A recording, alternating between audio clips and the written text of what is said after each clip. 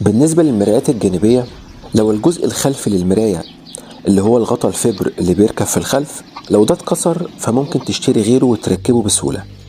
أما لو الكسر كان موجود في القايم أو الهيكل الخارجي بالكامل فهنا هتحتاج تغير المراية بالكامل. أما بالنسبة لكف المراية الزجاجي اللي زي ده كده فده بتقدر تصلحه أو تغير الكف كله وبتركبه بمنتهى السهولة. في نوعين من الزجاج أنا ركبتهم وجربتهم والتكلفة كانت بسيطة وما بتاخدش معاك 10 دقايق بالكتير وبتاخدها سليمة، وده اللي أنا عملته بالفعل. قلت أجرب مش هخسر حاجة.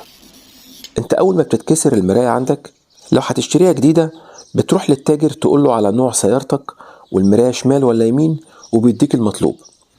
بعد ما بتجيب المراية بترجع تركبها تاني. فكرة فكها وتركيبها بسيطة جدا. كف المراية من الخلف بيكون فيه مجموعة كليبسات أو رجول. الرجول دي هي اللي بتركب على الجزء المدور الموجود داخل هيكل المراية الكبير. كل اللي هتحتاجه مفك عادي فقط، وبتبدأ تضغط على الزجاج من الجنب علشان تظهر معاك الفتحة دي، ومنها هتدخل المفك وتحاول تحرر الرجول بتاعة الكف من الدايرة المتركبة عليها، بس حاول تتعامل معاها واحدة واحدة وبهدوء علشان مفيش حاجة تتكسر منك. هيتفك معاك أول رجل، هتبدأ تفك الرجل اللي بعدها،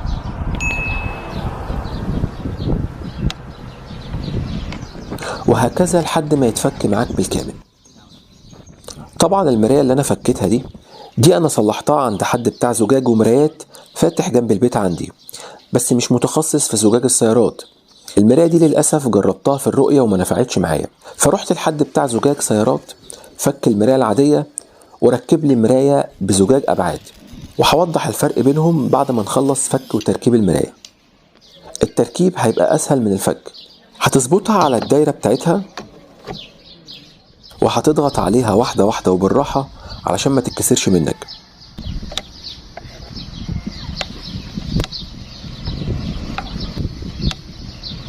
لحد ما الرجول تركب وتثبت في مكانها وتتأكد انها ثابتة وشغالة معاك مظبوط. في ناس بتنصح بتركيب مراية عند حد بتاع زجاج غير متخصص في زجاج السيارات، وده اللي انا عملته وركبتها في البداية بالفعل، مع اني عارف مسبقا ان ابعادها مختلفة، بس قلت اجربها ومش هخسر حاجة. وتكلفتها بسيطة جدا، لكن للأسف تجربتها سيئة جدا في الرؤية. أول حاجة الأبعاد بتاعتها مختلفة تماما عن الزجاج الأصلي. الرؤية بتاعتها قريبة جدا ومش هتوضح معاك الطريق الخلفي بالكامل. يعني لو في سيارة ماشية في الحارة اللي جنبك في الطريق وعلى بعد قريب منك مش هتشوفها في المراية. السيارات اللي بتكون بعيدة عنك خالص في الخلف هي دي اللي بتقدر تشوفها بس، والسيارات اللي بتبقى ماشية وراك على طول تحس كده ان حجمها كبير وقريبة منك وهتخبط فيك. اما القيادة بالليل فالوضع اسوأ بكتير. الكشافات بتاعت السيارات اللي وراك هتبقى خابطة في عينك وهتخليك مش مركز في الطريق، بعكس المراية او الزجاج الاصلي ابعاده مظبوطة وبيديك رؤية كاملة للطريق وبيظهر الحارات اللي جنبك كلها. والفرق بين المراية العادية والمراية الاصلية الابعاد كبير جدا، وده بيبان معاك اكتر وبشكل عملي اثناء القيادة. فهم حاجة من الاتنين هتعملهم لو كف المراية اتكسر عندك وعايز تغيرها. يا إما هتشتري كف مراية جديد من عند أي تاجر بتاع قطع سيارات، يا إما بتصلح القديمة عند أي حد يكون متخصص في زجاج السيارات. هياخد منك الكف البلاستيك القديم وبيشيل منه الزجاج المكسور وهيفصل لك عليه زجاج أبعاد، وهتبقى زيها زي المراية الأصلية بالظبط في الرؤية والأبعاد بتاعتها، ومفيش أي اختلاف بينهم نهائيا.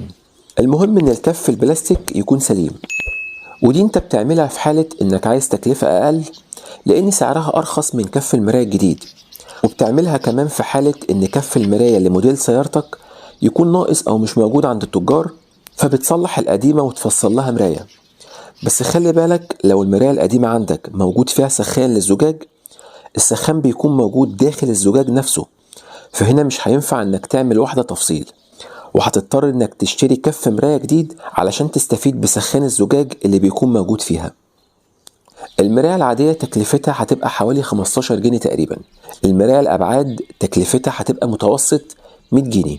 أما لو هتشتري كف مراية جديد بالكامل فهيبدأ معاك من 250 جنيه وانت طالع، حسب موديل كل سيارة وحسب الإمكانيات اللي موجودة في كل مراية.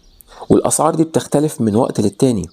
لو انت مبتدئ في عالم السيارات، هيظهر على الشاشة حالا وحاسب لك في أول تعليق قائمة فيديوهات مهمة جدا للمبتدئين، اتفرج عليها بإذن الله تكون بفايدة.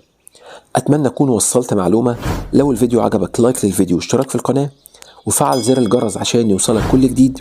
والسلام عليكم ورحمة الله وبركاته.